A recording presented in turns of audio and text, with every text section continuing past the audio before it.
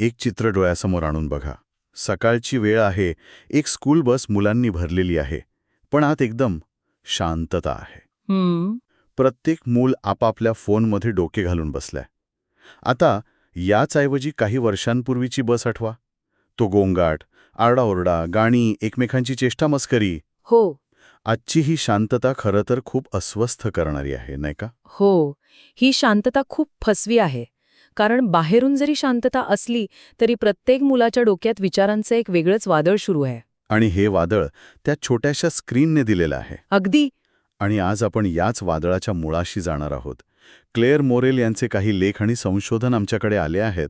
त्यात स्मार्टफोन आणि सोशल मीडियाचा मुलांच्या, किशोरवयीन मुलांच्या मेंदूवर, त्यांच्या विकासावर आणि एकूणच बालपणावर कसा परिणाम होतो हे सांगितलंय. बरोबर. तर आजची आपली मोहीम आहे या समस्येची चिरफाड करणे, कुटुंबांसाठी काही ठोस उपाय शोधणे आणि मोठ्या सामाजिक स्तरावर काय बदल शक्य आहेत यावर नजर टाकणे. आणि हे स्पष्ट करायला हवं की ही चर्चा फक्त स्क्रीन किती वेळ पाहिला यापुरती नाहीये. अच्छा. याच्या मुळाशी आहे या तंत्रज्ञानाची रचना.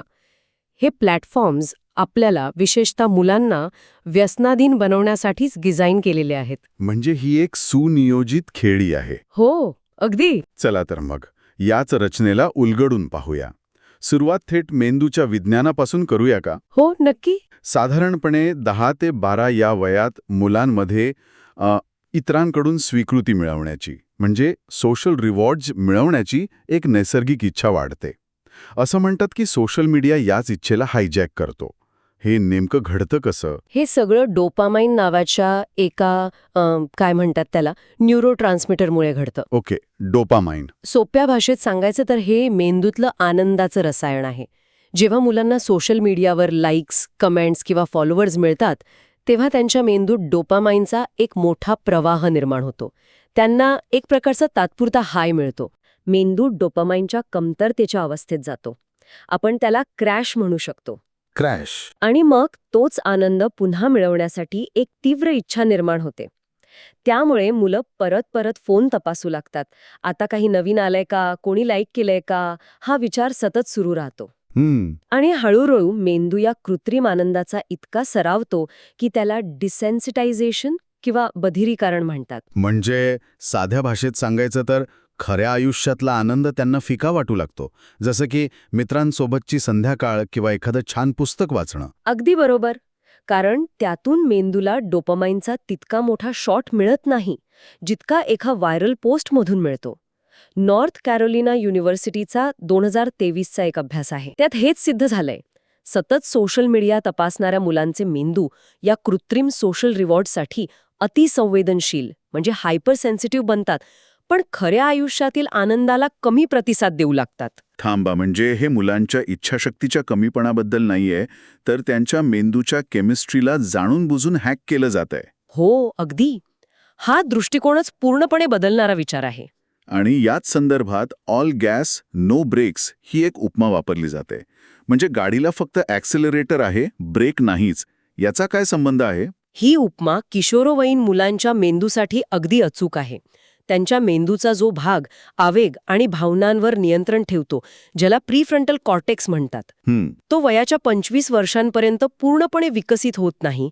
म्हणजे त्यांच्याकडे भावनांचा आणि इच्छेचा गॅस तर पूर्ण असतो, पण त्यावर नियंत्रण ठेवणारा ब्रेक अजून कमजोर असतो. आणि अतिस्क्रीन वापरामुळे या ब्रेकचा विकासच खुंटतो. बरोबर. हे सगळं अपघाताने घडतंय की यामागे काही व्यावसायिक हेतू आहे? अजिबात अपघाताने नाही. यामागे अब्जावधी डॉलर्सचं व्यावसायिक मॉडेल आहे. सिलिकॉन व्हॅलीमध्ये हजारो हुशार इंजिनियर्सना फक्त याच कामासाठी नेमलं जातं. कोणत्या कामासाठी? की हे प्लॅटफॉर्म शक्य तितके व्यसनाधीन कसे बनवता येतील. ते व्हेरिएबल रिवॉर्ड्स, म्हणजे अनिश्चित बक्षिसे नावाचं तंत्र वापरतात. अनिश्चित बक्षिसे म्हणजे इंस्टाग्रामवर स्क्रोल करत राहण्यासारखं का? पुढची पोस्ट मजेशीर असेल की कंटाळवाणी हे माहीत नसतं. आणि अगदी तसंच. त्याच उत्सुकतेमुळे आपण अडकून राहतो. हे हुबेहूब स्लॉट मशीनसारखं काम करतं. तुम्हाला माहीत नसतं की पुढच्या वेळी स्क्रोल केल्यावर काय मिळेल. एखादा लाईक, फॉलोअर की मजेदार व्हिडिओ. ही अनिश्चितताच आपल्याला अडकवून ठेवते. आणि या खेळात वापरकर्ता म्हणजे युजर हेच उत्पादन आहे. बरोबर. ज्याचा वेळ आणि लक्ष जाहिरातदारांना विकलं जातं. ही एक खूप गंभीर आणि विचार करायला लावणारी गोष्ट आहे. आपण फक्त ॲप वापरत नाही आहोत, तर आपला वेळ आणि आपलं लक्ष विकलं जात आहे. हे सगळं ऐकल्यावर पालकांची काय अवस्था होत असेल? कारण एका बाजूला हे धोके आहेत आणि दुसऱ्या बाजूला मुलांना फोन देण्यामागे काही व्यावहारिक कारणंही आहेत, बरोबर ना? हो, नक्कीच. मित्रांचा दबाव असतो, सगळ्यांकडे आहे, मग माझ्याच मुलाकडे का नाही? हा प्रश्न असतोच. मुलांच्या सुरक्षिततेची चिंता असते. की ते कुठे आहेत हे कळावं. हो, आणि आपलं मूल या डिजिटल युगात मागे पडू नये ही भीतीही असते. त्यामुळे पालक द्विधा मनस्थितीत अडकतात. आणि मग ते स्क्रीन टाईम मर्यादा किंवा पॅरेंटल कंट्रोल सारखे उपाय करून बघतात, जे बहुतेक वेळा अयशस्वी ठरतात. असं का होतं? कारण समस्या फक्त मुलं किती तास स्क्रीनवर घालवतात याची नाहीये. समस्या ही आहे की स्क्रीन बंद केल्यावरही त्यांचा मानसिक आणि भावनिक वेळ त्याच ॲपमध्ये गुंतलेला असतो. अच्छा. पुढचा लाईक कधी मिळेल, कोणी फॉलो केलं का, मित्रमैत्रिणी काय करत असतील, हे विचार त्यांच्या डोक्यात सतत सुरू असतात. याला कॉग्निटिव्ह ओव्हरहँग म्हणतात. त्यामुळे फक्त तास मोजून उपयोग होत नाही. तर मग त्या शांत स्कूल बसमधल्या मुलांना पुन्हा एकदा एकमेकांशी बोलायला कसं प्रवृत्त करायचं?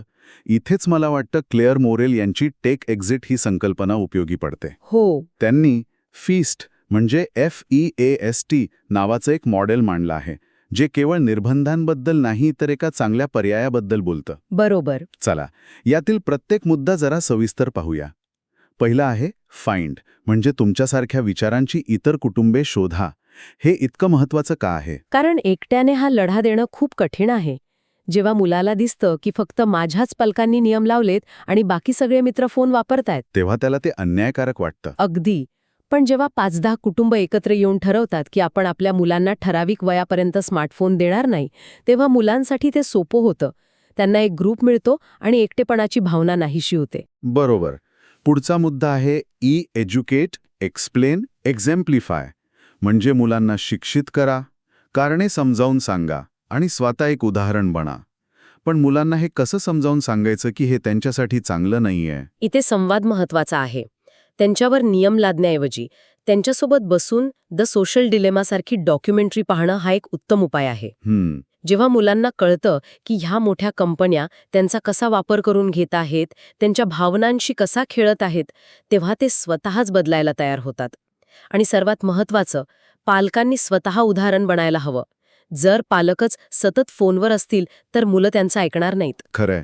तिसरा मुद्दा आहे अडॉप्ट, म्हणजे पर्याय स्वीकारा. पण अनेक पालक म्हणतील की डम फोन दिला तर आमचं मूल मित्रमैत्रिणींपासून तुटून जाईल, एकाकी पडेल.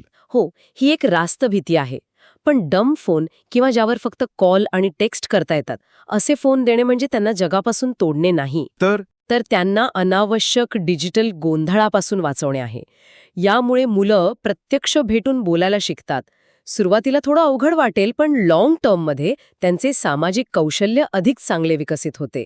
हे एकाकीपणाऐवजी खऱ्या अर्थाने कनेक्टेड होण्याबद्दल आहे. पुढचे 2 मुद्दे आहेत सेटअप आणि ट्रेड.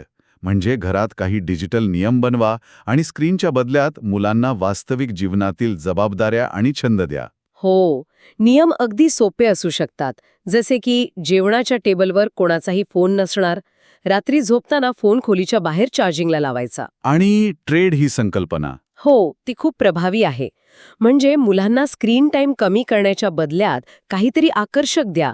जसे की त्यांना एखादं वाद्य शिकायला पाठवणे, स्पोर्ट्स क्लबमध्ये घालणे किंवा घरात एखादी जबाबदारी देऊन त्यांना स्वावलंबी बनवणे. म्हणजे जेव्हा मुलांचं आयुष्य खऱ्याखुऱ्या अर्थपूर्ण गोष्टींनी भरलेलं असेल, हे कुटुंबाच्या पातळीवरचे उपाय झाले.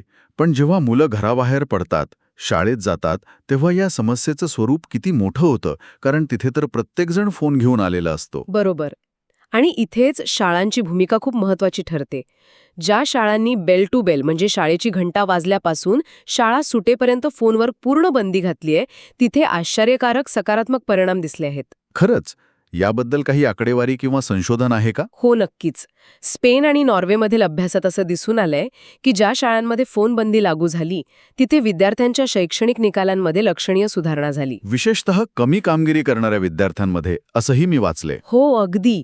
मुलांचं मानसिक आरोग्य सुधारलं, त्यांच्यातील संवाद वाढला आणि शाळेतील गुंडगिरी आणि शिस्तीच्या समस्याही कमी झाल्या. आणि याउलट प्रत्येक मुलाला एक लॅपटॉप यासारख्या धोरणांना अनेक ठिकाणी अपयश आलंय. हो, कारण ताजं संशोधन हेच दाखवतं की कागदावर वाचल्याने आकलन अधिक चांगलं होतं.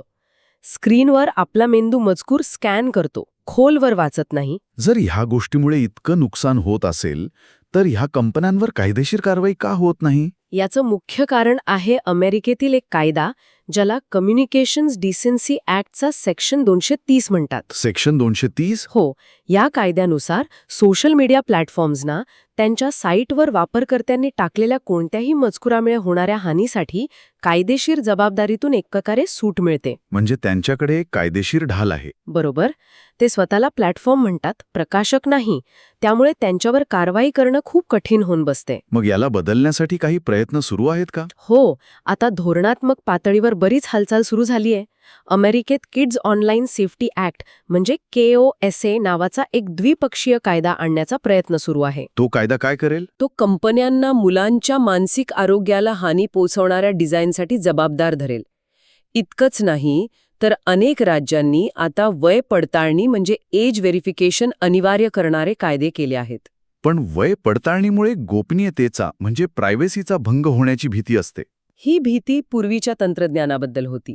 आजचे आधुनिक वय पडताळणी तंत्रज्ञान वापरकर्त्याची ओळख उघड न करता म्हणजे अनॉनिमसली काम करू शकते.